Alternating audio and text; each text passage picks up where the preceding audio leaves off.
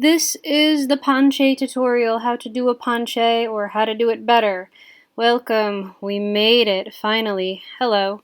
Making tutorials has been a bit of a pain in the ass, but I have some catching up to do, and penché has been a request for a really long time, so let's get to it. So penché has two major requirements, two prerequisites. First of all, you have to have a solid, strong arabesque because a penché is essentially an extreme arabesque. But it is also like a split. It is basically like a standing split arabesque. So you do need a certain level of flexibility to have a nice penché. I'm having trouble linking them, but I do have videos for both these things. Today's video mostly focuses on the shape and how to hold the shape and balance in your penché. I actually wrote some notes because I have a lot of tips, so get ready. So, assuming you already have an arabesque and a decent split, we are now going to focus on the butt, the most important part. Alright, warning, butt cheeks ahead, but somebody's got to do it. You have to keep your butt cheeks together if you want to keep your penché together. So think about it. If you're standing with a lazy butt and your butt cheeks come apart, your legs are going to wander apart and then your penché is going to fall apart. So look, if you have loose, disconnected butt cheeks, then your legs are going to be disconnected, they're going to wander, you're going to kind of flail your limbs out, and it's going to be really hard to balance like that. So if you put your butt cheeks together, then your leg stays directly behind you, and it is much easier to balance. It's not so much squeezing as it is rotating, like your butt cheeks want to grab your underwear and you want to close your thigh gap. Your butt cheeks help control your leg to stay directly behind you so that you're moving up and down in one line, like a seesaw. Your butt cheeks help you stay centered and aligned throughout everything in ballet. I always think about making the bottom of my cheeks kiss each other. So you got your cheeks kissing. Now, when you do a penché, your leg goes up first, as high as it can, and then when your leg can't go any farther, then it starts to push your upper body forward, and your hips open and pitch back slightly. If you find you always fall backwards in your penché, then you can start out thinking of your hip being over your toes. You may not get as much height leaning forward because pitching backwards is really what gives you that oversplit, but leaning forward will keep you more stable.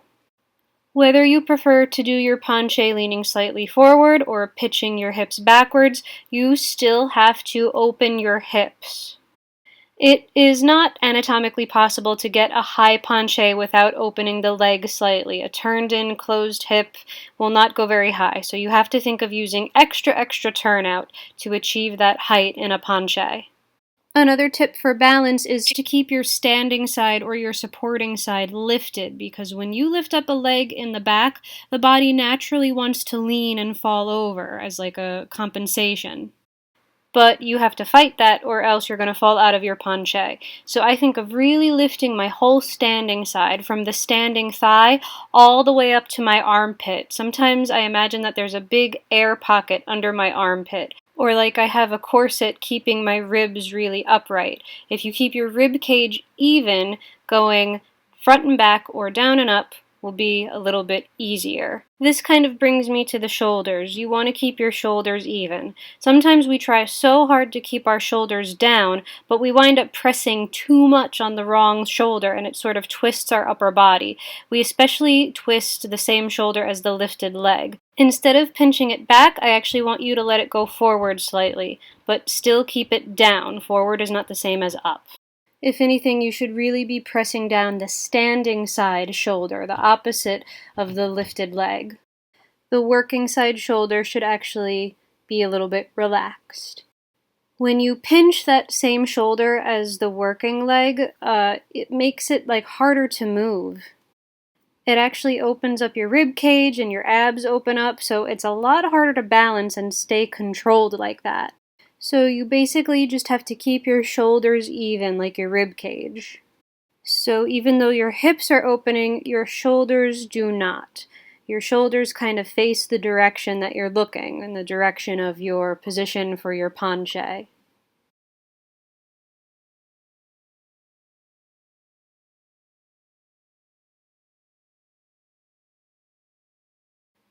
And so your upper body also has to feel like it's moving out and you're looking beyond your hand instead of dropping down to the floor. You really don't want to drop down.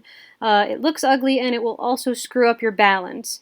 Balancing while looking down is hard if you've ever walked on a balance beam. Looking out in front of you, for some reason, is a lot easier to balance.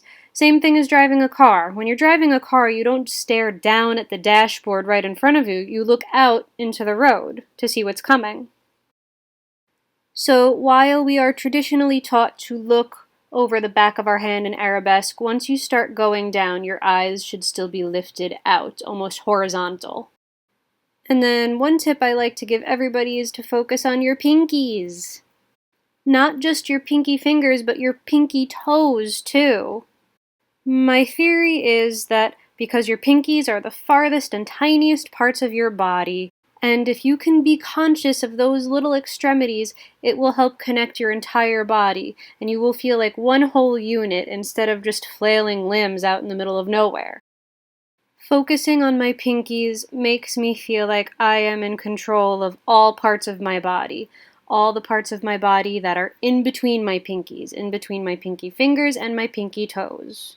Power of the pinky. So while we're on the topic of pinky toes, give me a moment so I can tell you what it is I'm doing with my feet. Okay, so I am imagining that my weight is in my big toe and my pinky toe, evenly. Big toe and pinky. Your heel is naturally going to be taking a lot of the weight, so you don't really need to focus on your heel, just focus on the weight being distributed on the pads of your toes. And now we have the issue to lock the knee or not to lock the knee. Some people say lock it, and some people say no, keep it slightly bent. Me personally, I lock my knee in hyperextension. I am hyperextended and I use it in penché, but I still try to focus on lifting those little muscles around my kneecap. I do have a video floating around somewhere on how to work with hyperextension that goes into this in greater detail. But the basic gist is you want to keep the surrounding muscles lifted and engaged even if you are sitting in hyperextension. Alright, so let me check my notes. Okay, with the exception of really stretching strong legs and pointing your toes all the time, I think that's it. I think those are all the tips I can give you on a better penché. Thanks so much for watching, and I hope this helped. Don't forget you can follow me on Instagram if you want to, and if you want to donate for ballet shoes, ballet classes, studio rentals, whatever, these are all my little donation tags. And if you're looking for Salty Sunday dates, it is the 2nd and 4th Sunday of August, so we're looking at August 11th and 25th. See you then.